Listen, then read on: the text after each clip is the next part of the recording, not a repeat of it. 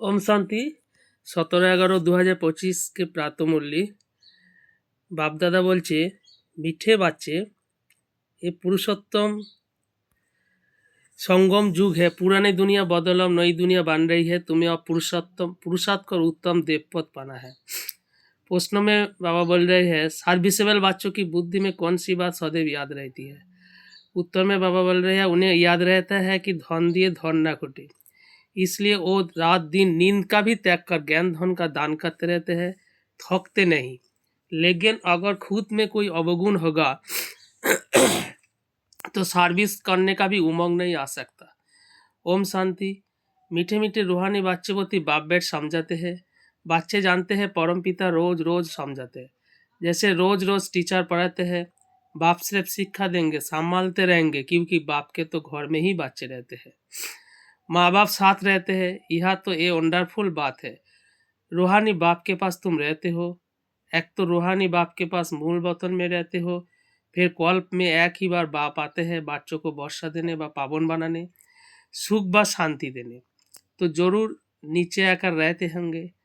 इसमें ही मनुष्य का मुजरा है, गायन भी है। साधारण तन में प्रवेश करते हैं। अब साधारण तन कहाँ से उड़कर तो नहीं आता, जरूर मनुष्य के तन में ही आते हैं। सो भी बताते हैं मैं इस तन में प्रवेश करता हूँ। तुम बच्चे भी अब समझते हो बाप हमको स्वर्ग का वर्षा देने आए हैं। जरूर हम लायक नहीं है, पतित बन गए हैं। सब कहते भी है हे पतित पावन आओ, आकर हम पतितों को पावन बनाओ। बाप कहते हैं मुझे कल्प कल्प पतितों को पावन बनने की ड्यूटी मिली हुई है। हे बच्चे, अब इस पतित दुनिया को पावन बनाना है। पुरानी दुनिया को पतित, नई दुनिया को पावन कहेंगे। गोया पुरानी दुनिया को नया बनाने बाप आए हैं। कलियुग के तो कोई भी नई दुनिया नहीं कहेंगे। ये तो समझ की बात है ना। कलियुग है पुरानी दुनिया, बाप भी आएंगे जरूर पुराने या नए के संगम पर। जब कहा भी तुम ये समझाते हो तो बोलो ये पुरुषोत्तम संगम युग है, बाप आया हुआ है। सारी दुनिया में ऐसा कोई मनुष्य नहीं जिसको पता हो कि पुरुषोत्तम संगम युग। जरूर तुम संगम युग पर हो तब तो समझाते हो। मुख्य बात है ही संगम युग की, तो पॉइंट्स भी बहुत जरूरी है। जो बातें कोई नहीं जानते वो समझानी पड़े, इसलिए बाबा ने कहा था ये जरूर लिखना है कि अब पुरुषोत्तम संगम युग है। नए युग अर्थात सत्ययुग के चित्र भी है। मनुष्य कैसे समझे कि ये लक्ष्मीनारायण सत्ययुग नई दुनिया के मालिक है, उनके ऊपर अक्षर जरूर चाहिए पुरुषोत्तम संगम युग। ये जरूर लिखना है क्योंकि यही मुख्य बात है। मनुष्य समझते हैं कलियुग में अभी बहुत वर्ष पड़े हैं, बिल्कुल ही घोर अंधियारे में है, तो समझाना पड़े नई दुनिया के मालिक ये लक्ष्मी नारायण है। ये है पूरी निशानी।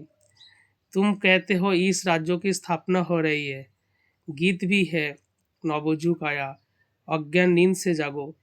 ये तुम जानते हो अब संगम युग है, इनको नवयुग नहीं कहेंगे, संगम को संगम युग ही कहा जाता है। यह है पुरुषोत्तम संगम युग, जबकि पुरानी दुनिया खत्म हो और नई दुनिया स्थापन होती है।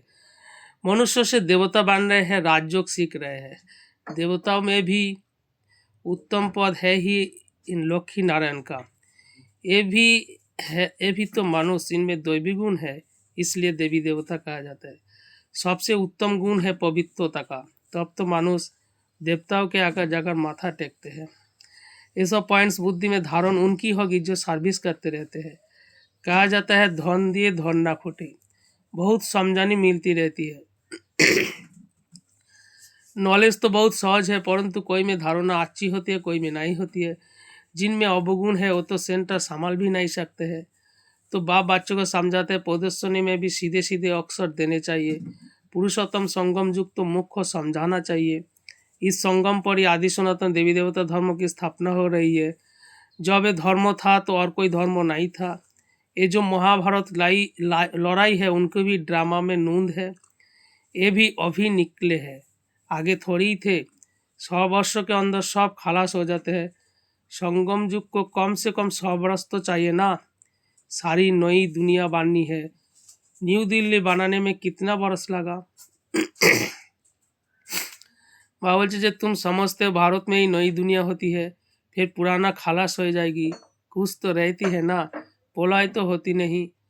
ये सब बातें बुद्धि में है, अभी है संगम युग। नई दुनिया में जरूर ये देवी देवता थे, फिर यही होंगे। ये है राजयोग की पढ़ाई। अगर कहीं डिटेल में नहीं समझा सकते तो सिर्फ एक बात बोलो, परम पिता परमात्मा जो सबका बाप है उनको तो सब याद करते हैं। वो हम सब बच्चों के कहते हैं तुम पतित बन पड़े हो, पुकारते भी हो हे पतित पावन आओ। बराबर कली युग में है पतित, सत्य युग में पावन होते हैं। अब परमपिता परमात्मा कहते हैं देहो सहित ये सब पतित सब मुझ और मामे को हम याद करो तो पावन बन जाएंगे। ये गीता के ही अक्षर है ही गीता का युग। गीता संगम युग पर गाई हुई थी जबकि विनाश हुआ था। बाप ने राजयोग सिखाया था, राजयोग स्थापन हुई थी, फिर जरूर होगी। ये सब रूहानी बाप समझाते हैं ना। चलो इस तन में ना आए तो और कोई में भी आए, समझानी तो बाप की है ना। हम इनका तो नाम लेते नहीं है, हम तो सिर्फ बतलाते हैं। बाप कहते मुझे याद करो तो तुम पावन बन और मेरे पास चले जाएंगे। कितना सहज है, सिर्फ मुझे याद करा 84 चक्रों का ज्ञान बुद्धि में हो। जो धारणा करेगा चक्रवर्ती राजा बनेगा। ये मैसेज तो सब धर्म वालों के लिए है। घर तो सबको जाना है, हम भी घर का ही रास्ता बताते हैं। पात्री आदि कोई भी हो तुम उनको बाप का संदेश दे सकते हो। तुमको खुशी का बहुत पारा चढ़ना चाहिए। परमपिता परमात्मा कहते हैं मामी को हम याद करो तो तुम्हारे विकर्म विनाश संगे सबके ही याद करो। बाप का पैगाम सुनाना ही नंबर 1 सर्विस है। गीता का युग भी अब है, बाप आए हैं, इसलिए वही वही चित्र शुरू में रखना चाहिए। जो समझते हैं हम बाप का पैगाम दे सकते हैं तो तैयार रहना चाहिए। दिल में आना चाहिए हम अंधों के लाठी बने। ये पैगाम तो कोई को भी दे सकते हो। बीके का नाम सुनकर ही डरते हैं। बोलो हम सिर्फ बाप का पैगाम देते हैं। परमपिता परमात्मा कहते हैं मुझे याद करो बस। हम किसकी ग्लानि नहीं करते। बाप कहते हैं मामे को हम याद करो, मैं उच्च उच्च पतित पावन हूँ। मुझे याद करने से तुम्हारा विकर्म विनाश होंगे। ये नोट करो, ये बहुत काम की चीज है। हाथ पर व बाहों पर अक्षर लिखाते हैं ना, ये भी लिख दो। इतना सिर्फ बताया तो भी रहम दिल कल्याणकारी बने। अपने से प्राण करना चाहिए। सर्विस जरूर करनी है, फिर आदत पड़ जाएगी। यह भी तुम समझा सकते हो, चित्र दे सकते हो। यह है पैगाम देने की चीज, लाखों बन जाएंगे। घर में जाकर पैगाम देना है। पैसा कोई दे ना दे, बोलो बाप तो है ही गरीब निवास। हमारा फर्ज है घर घर में पैगाम देना। ये बाप दादा इनसे ये वर्षा मिलता है, 84 जन्म ये लेंगे।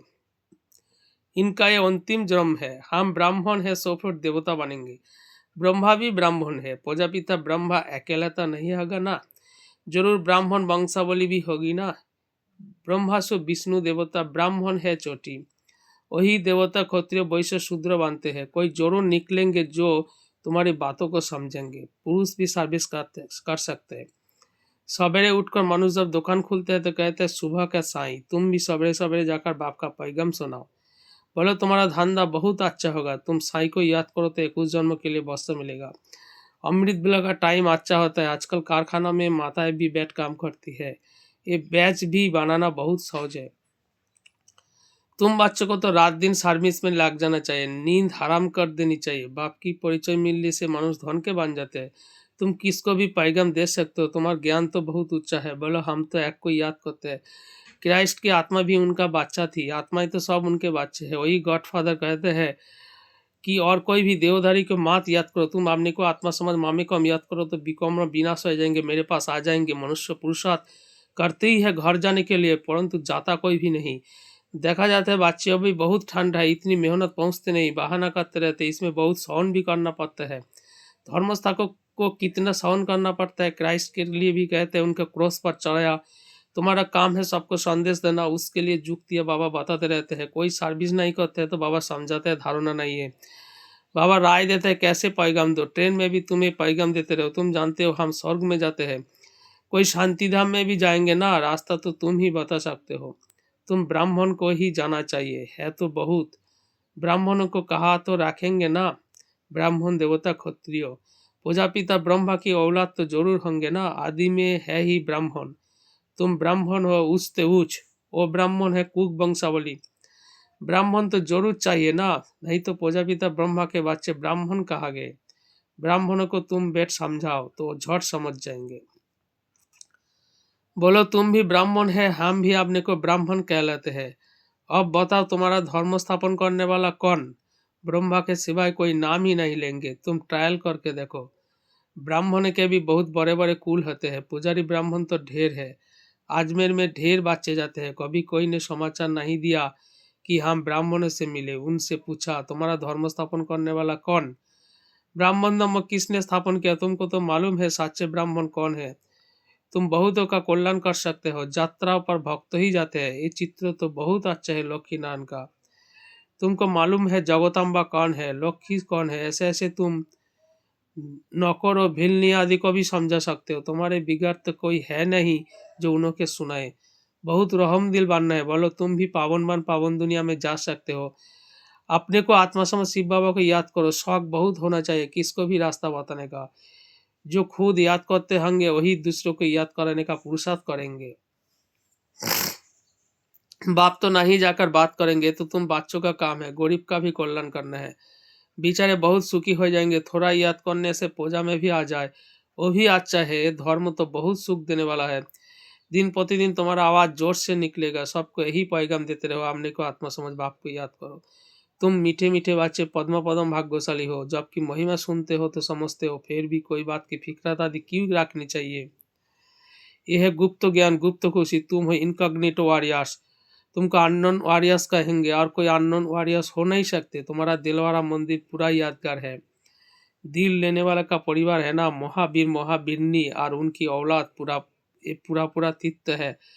काशी से भी ऊंची जगह हुई। अच्छा, मीठे मीठे सिखिला दे बच्चों को माता पिता बाप दादा का याद प्यारा गुड मॉर्निंग। रूहानी बाप की रूहानी बच्चों को नमस्ते।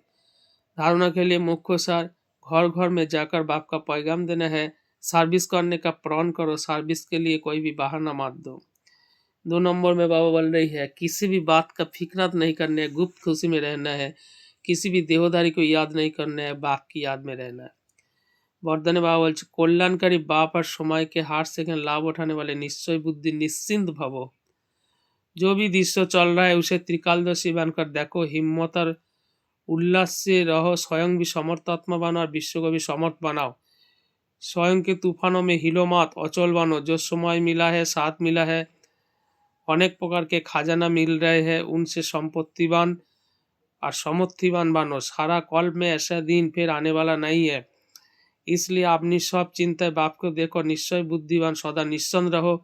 कल्याणकारी बाप और समय का हर सेकंड लाभ उठाओ।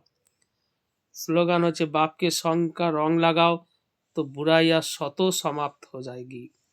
अव्यक्त इशारा में बाबा बोल रही है अशरीरी व विधेय स्थिति का अभ्यास बढ़ाओ। विधि बनने की विधि है बिंदी बनना। अशरीरी बनते हो, कर्मातीत बनते हो, सबकी विधि बिंदी है। इसलिए बाप दादा कहते अमृत बेला बाप दादा से मिलन मानाते, रूढ़िहान करते। जब कार्यों में आते हो तो पहले 3 बिंदियों का तिलक मस्तक पर लगाओ और चेक करो किसी भी कारण से इस मिति का तिलक मिट तो नहीं जाता है। अविनाशी अमिट तिलक रहे। ओम शांति।